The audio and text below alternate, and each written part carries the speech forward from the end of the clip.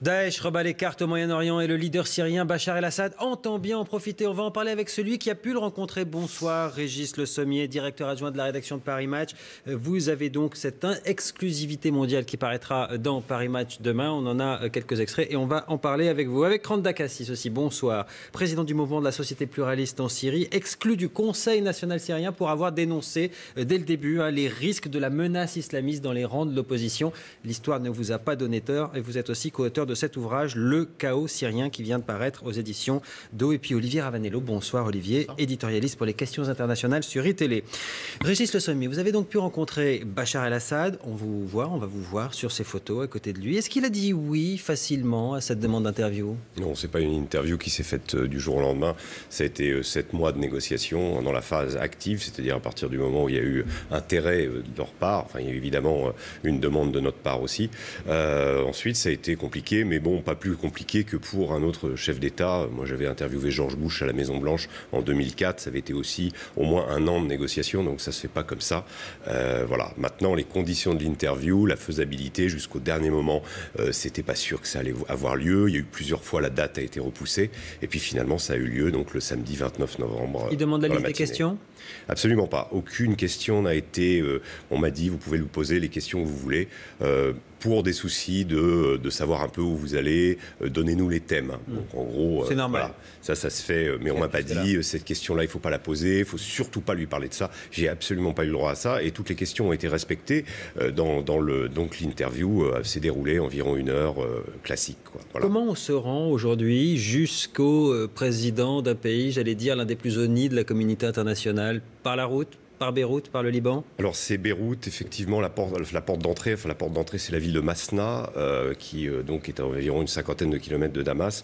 C'est assez compliqué parce qu'il y a 2 phases. Il y a effectivement la phase donc Beyrouth-Masna. Vous êtes face à un flot de réfugiés. Il y a de plus en plus de réfugiés syriens du côté libanais. Le poste de frontière libanais est assez compliqué. Il faut vraiment avoir un chauffeur qui connaisse très bien ces endroits-là, qui ait l'habitude de passer, de faire la navette. Et puis ensuite, bon, c'est une équipe du gouvernement, enfin de la presse, qui est venue nous prendre jusqu'à Damas, et là c'est garde du corps, etc.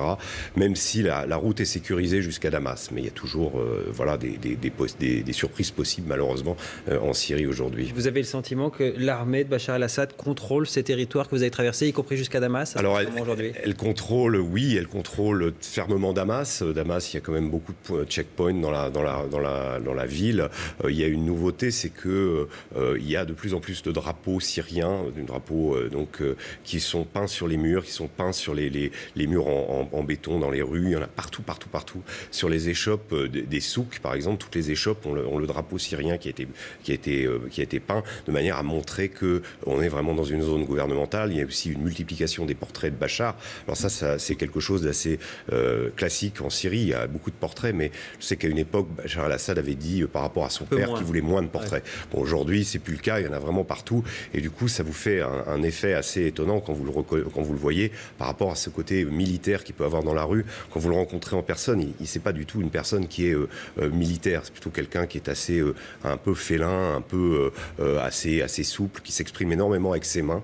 Je dirais que c'est peut-être en rapport avec sa première profession qui était docteur, donc ophtalmologiste, et qui est pas du tout quelqu'un de rigide. Voilà. Il vous est apparu affaibli ou pas? Il m'a pas du tout paru affaibli. En revanche, je pense qu'il était assez sincère quand il parlait de la Syrie d'avant. C'est à la fin de l'interview, en disant qu'il regrettait, et ça c'est une des constantes des gens avec qui j'ai pu parler à Damas. Donc j'ai pu parler qu'à des gens côté gouvernemental, mais j'imagine qu'aussi côté rebelle, ça doit être la même chose. Il y a une sorte de nostalgie pour cette Syrie harmonieuse qui existait il n'y a pas si longtemps que ça, et dans lesquelles toutes les communautés à peu près s'entendaient les unes avec les autres. Et ça, je pense qu'il était assez sincère là-dessus. Maintenant, c'est un pays complètement déchiré. On sent le poids de 3 ans de conflit. Les gens ont une sorte de fatalité dans le regard, de fatalité dans les propos. Même chez lui, tout ça, c'est étonnant. Il y a assez peu d'agression, il y a assez peu de tension, en fait. Comme si, voilà, quoi, c'est Inch'Allah, on verra demain. Et même lui le dit, d'une certaine façon, il dit, je ne sais pas si je reste au pouvoir, voilà, si les choses Il y a une sorte de fatalisme. Alors on en vient à votre interview à proprement parler, cette exclusivité mondiale. S'il vous a dit oui, c'est qu'il avait un message à faire passer. S'il a dit oui à un média français, c'est qu'il avait un message à la France à faire passer. Absolument. C'était quoi le message selon vous? Disons que je pense qu'il y a eu un message à faire passer à la France parce que il y a une le gouvernement syrien considère que la France est l'un des plus en pointe contre lui, y compris même depuis que le paramètre Daesh est venu dans l'équation syrienne. Il est venu à la fois complexifier l'équation, mais en même temps aussi, il est venu la simplifier d'une certaine façon, puisque moi j'ai pu donc lui poser la question en disant voilà, les Américains aujourd'hui sont des alliés tactiques pour vous. Je lui ai même demandé si leurs avions, s'il y avait un protocole de non-agression quand leurs avions allaient bombarder Raqqa et que les avions syriens vont bombarder Raqqa. J'ai rappelé au président que l'AFP... il vous répond quoi, pardon, à cette question-là? Est-ce qu'ils se mettent d'accord? Pas d'accord, mais tacitement, il n'y a pas d'agression. Voilà, c'était ça un petit peu, c'était le sens de mon... Ce qu'il vous dit, c'est que quand les avions de chasse se croisent, syriens et américains, grosso modo, ils s'évitent, quoi. Voilà, ils s'évitent. Et puis, mais par contre, lui dit, on fait beaucoup plus le boulot qu'eux. Et effectivement, il y a une statistique qui a été sortie par l'AFP il n'y a pas longtemps que l'armée syrienne, enfin l'aviation syrienne, a fait environ 2000 sorties en moins de 40 jours, ce qui est énorme. Et lui dit, on fait beaucoup plus de sorties que les forces de la coalition, dont les frappes sont que cosmétiques. Voilà le mot qu'il emploie. Alors, on va venir sur les 3 points qui vous sont apparus, les messages principaux de Bachar el-Assad, et on va les commenter avec vous, Randa Kassis, et avec vous, Olivier Ravanello. Première phrase importante de cette interview: on ne peut pas mettre fin au terrorisme par des frappes aériennes. Des forces terrestres qui connaissent la géographie et agissent en même temps sont indispensables. Sous-entendu, Olivier, en gros, vous avez besoin de moi pour finir le travail. Est-ce que c'est vrai factuellement? C'est la question de fond en Syrie.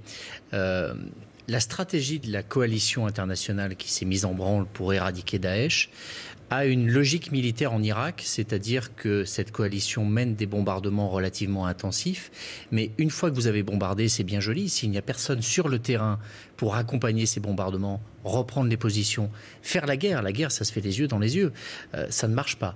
En Irak, la coalition s'appuie sur l'armée irakienne au sud, sur les Kurdes au nord, et à entendre John Kerry aujourd'hui, ça commencerait à fonctionner. En revanche, en Syrie, au sol, c'est la grande énigme. Les bombardements ont lieu, mais qui combat au sol avec cette coalition? Alors, le discours officiel, c'est de dire on s'appuie sur l'armée syrienne libre, composée au fil des années, d'abord d'officiers déserteurs, ensuite de sunnites qui se sont enrôlés, et c'est surtout une myriade de groupes qui a du mal à se coordonner. Mais surtout, ce que l'on a vu au fil des années, c'est que leur force de frappe n'est pas suffisante pour pouvoir prendre l'avantage. Donc la question qui se pose depuis quelques mois, c'est sur qui on s'appuie?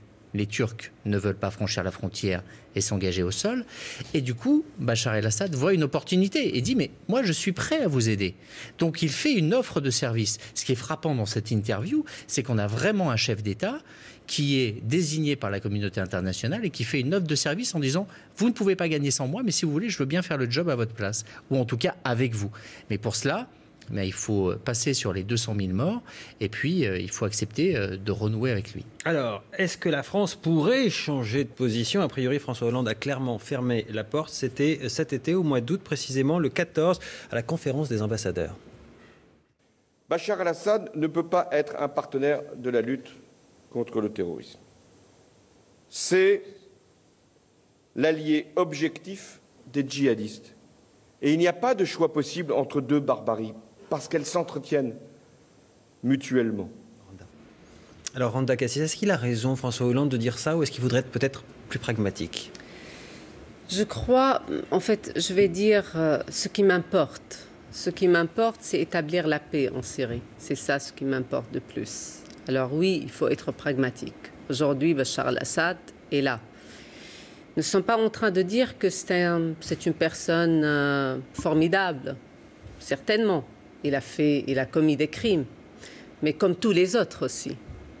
Les rebelles aussi ont commis des crimes. Le régime a commis des crimes. Aujourd'hui, qu'est-ce qu'il faut faire en Syrie?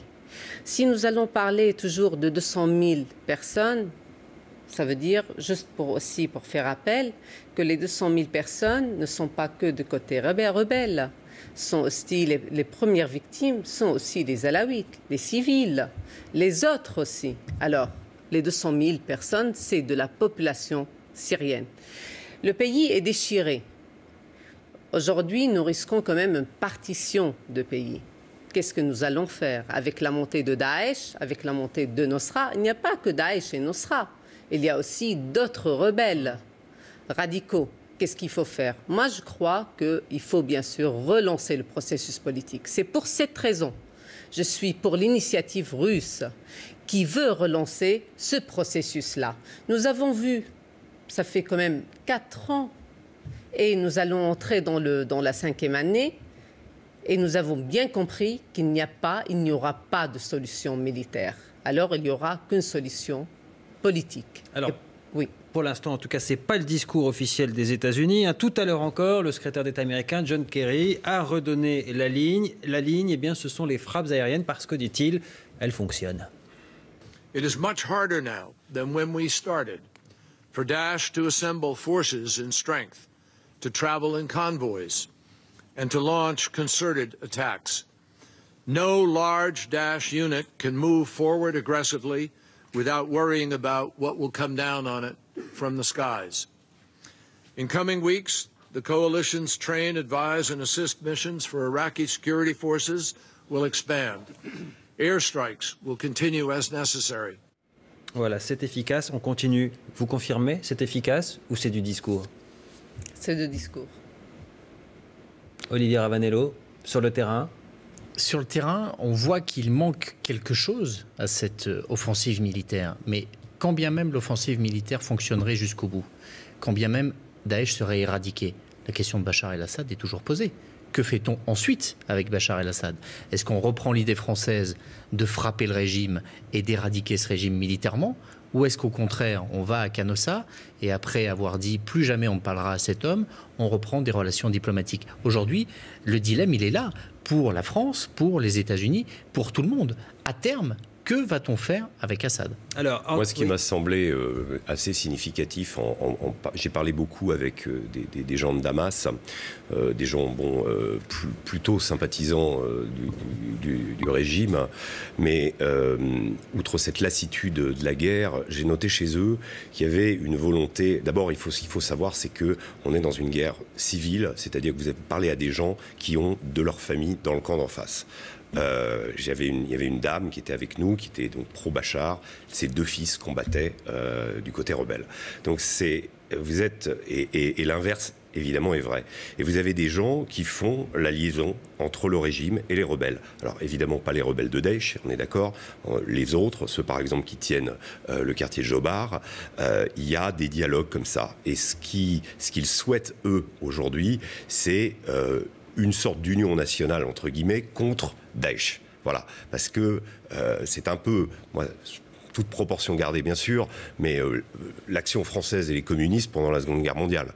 C'est-à-dire, vous voulez foutre les boches dehors, ok, on n'est pas d'accord, mais commençons par ça. C'est comme ça. Maintenant, il y a eu 3 ans. Pendant ces 3 ans, ces gens-là se sont tirés les uns sur les autres. Il y a eu des morts il y a eu une quantité de morts incroyable. Est-ce que ce dialogue et est-ce que cette réconciliation est possible? Et est-ce que, évidemment, le gouvernement va chercher à en tirer avantage? Ça, c'est une évidence. Maintenant, est-ce que les rebelles sont prêts à se dire quel est le pire des dangers? Est-ce que c'est Daesh ou est-ce que c'est le gouvernement de Bachar el-Assad? Alors, vous disiez tout à l'heure qu'il y avait une tentative de recherche d'intégrer peut-être la coalition. D'une certaine manière, ça serait l'idéal de Bachar el-Assad. Je pense qu'il le souhaite vraiment. C'est ce qu'il souhaite, c'est ce qu'il vous dit? Moi, c'est ce qu'il il me le dit pas. Il me dit la pénétration des Américains sur le territoire syrien est une violation de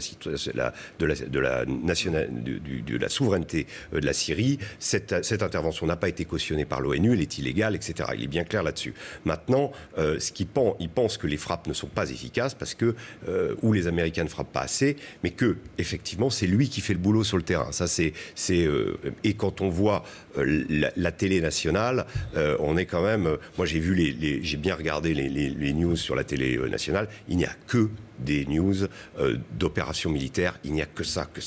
Alors en tout cas, ce qui est sûr, c'est qu'avec l'interview qu'il vous a accordée, c'est pas ce qui va le rabibocher avec François Hollande. Voilà ce qu'il en dit de François Hollande. Je ne suis ni l'ennemi personnel ni le rival de François Hollande. Je pense que c'est plutôt Daesh qui est son rival, puisque leurs codes de popularité sont très proches. Voilà pour le tacle à François Hollande. Peut-être aussi une façon de dire, Olivier Ravanello, que François Hollande, c'est François Hollande et que pour lui, la France, eh bien c'est peut-être aussi autre chose. Il pense éventuellement à plus tard. Il pense à quoi ? C'est le coup de pied de l'âne, c'est la vengeance envers un homme et un pays qui, à un moment donné, a lâché, pas simplement un régime, c'est une famille qui a été lâchée. C'est-à-dire que les relations entre la France et la famille Assad sont de vieilles relations, que sans avoir à aucun moment été dupe ni myope sur la nature de ce régime, nature autoritaire, dictatoriale, la France a toujours eu des relations très étroites avec la Syrie, parce que depuis la fin de la Première Guerre mondiale, depuis les accords Saïx-Picot, depuis le protectorat, c'est une zone traditionnelle d'influence française et que la France a toujours été présente. Que si vous reprenez la famille Assad, Jacques Chirac était présent aux obsèques d'Hafez el-Assad, qu'on disait que rien n'était possible sans lui au Moyen-Orient, qu'on a cru que Bachar el-Assad allait ouvrir le régime, ce qu'il a tenté de faire à un moment donné, et puis s'apercevant, et c'est le fond aussi de la question, c'est la légitimité de ce pouvoir. C'est le représentant d'une leader d'une communauté alaouite qui est minoritaire et qui tient le pouvoir d'une main de fer. Combien de temps est-ce que ça peut durer ? Pendant combien de temps est-ce que la majorité ne va pas pouvoir s'exprimer ? C'est là tout le déséquilibre. Mais il y a eu un moment donné où la France a lâché la famille Assad et que ça c'est beaucoup plus complexe que les alaouites. Mais si vous voulez rentrer dans tous les rapports globalement, il y avait une alliance effectivement vous avez entre quand la même, France vous avez quand même un système qui est tenu, Assad, voilà. un appareil sécuritaire qui montre son efficacité. Il nous reste peu de temps, pardon Olivier. C'est-à-dire que Olivier, ce pouvoir-là, à part la force, n'a pas beaucoup de légitimité. On avance juste sur dans la votre interview, si population. vous le Et il voulez est bien, toujours parce là. que c'est le Et on en troisième parle ce message que Bachar el-Assad fait passer dans votre interview, c'est son sort personnel à lui. Regardez ce qu'il en dit, on n'est pas obligé de le croire. Mon but n'est pas de rester président, ni avant, ni pendant, ni après la crise, mais quoi qu'il arrive, nous autres Syriens n'accepterons jamais que notre pays devienne un jouet entre les mains de l'Occident. Randa Kassis, vous le croyez là ? Oui, là je crois un tout petit peu, je crois qu'il est un tout petit peu sincère. Ce que je crois aujourd'hui, ce qui se passe au sein du régime syrien, qu'il y a quand même de dissensions. Ça veut dire qu'il y a plusieurs courants. Et Bachar el-Assad ne contrôle pas tout. Il ne contrôle pas vraiment tout l'appareil, ni l'appareil sécuritaire, ni l'autre appareil militaire. Alors, je crois qu'il cherche une sortie. Mais quelle sortie ? On a toujours dit à Bachar el-Assad, grosso modo, dégage. C'est ça ce qu'on avait dit. Alors, bien sûr, ce n'est pas cette sortie. Il lui faut une autre sortie. Il faut être plus subtil, plus fin, pour résoudre ce problème. Est-ce qu'en vous disant ça, Régis Le Sommier, il ne vous dit pas « je suis prêt à partir, mais en tout cas, je veux des garanties, pas de tribunal international, pas finir comme un vieux dictateur déchu, grosso modo ». Moi, je lui ai clairement posé la question de son départ, en lui demandant s'il l'avait envisagé. Alors lui, esquivé d'une certaine façon, mais en même temps, en répondant avec une métaphore, utilisant le capitaine qui reste à bord, même si le navire sombre, et qui est le dernier à partir. Je le sens plutôt déterminé à rester coûte que coûte. Voilà, donc quand on a j'ai évoqué devant lui le sort de Muammar Kadhafi et celui de Saddam Hussein, il n'a pas tiqué. Visiblement, il est prêt, lui, à rester jusqu'au bout. Alors, les conditions, quand il dit, effectivement, quand il laisse, il en réfère toujours au peuple syrien. C'est-à-dire, ce qui est toujours un petit peu embêtant dans ces interviews, c'est qu'il y a un usage exagéré du collectif. Vous lui parlez de ses enfants, il vous parle des enfants de Syrie. Vous lui parlez de sa femme, il vous parle de toutes les Syriennes. Donc, un petit peu comme si... c'est ce sentiment-là, et je crois qu'il y croit sincèrement, et que les gens autour de lui... voilà, donc c'est toujours très difficile de savoir quel est le degré de sincérité. Mais je pense que c'est quelqu'un qui aujourd'hui vit reclus. Ça, on en a parlé aussi dans l'interview.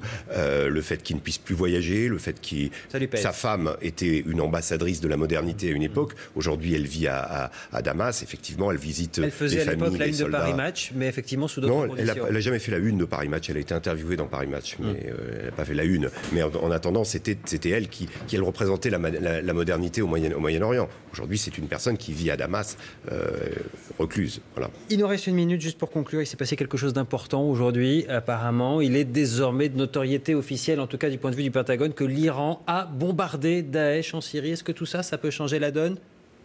On est toujours dans la même logique, c'est jusqu'où va-t-on dans les alliances ou dans la participation pour renverser Daesh. Et donc la question se pose avec l'Iran et elle se pose avec Bachar el-Assad. Mais à chaque fois, c'est une logique militaire qui prévaut, là, dans l'immédiat. Comment fait-on pour gagner cette guerre ? Mais il n'empêche que la question politique, elle demeure. À quoi va ressembler la Syrie après ? Par qui sera-t-elle dirigée? Dans quelles conditions?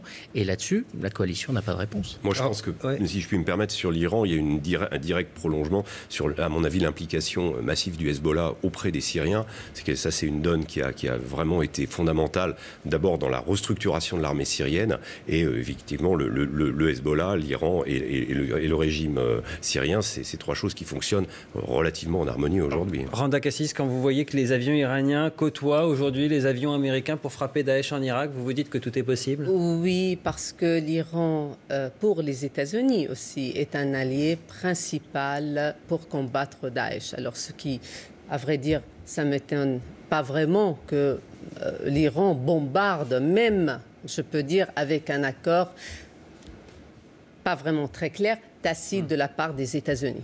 Merci, voilà ce que l'on pouvait dire ce soir. Et donc cette exclusivité mondiale, hein, l'interview de Bachar el-Assad est à découvrir dans Paris Match, qui exceptionnellement sortira en kiosque, si j'ai bien compris, dès demain matin. C'est bien ça? Demain matin, c'est jeudi. Ah ben c'est jeudi, c'est vrai, mais je suis perdu. Donc ça ne sera pas exceptionnel à part son contenu. Merci Régis Le Sommier d'être venu nous en parler en avant-première ce soir sur ce plateau.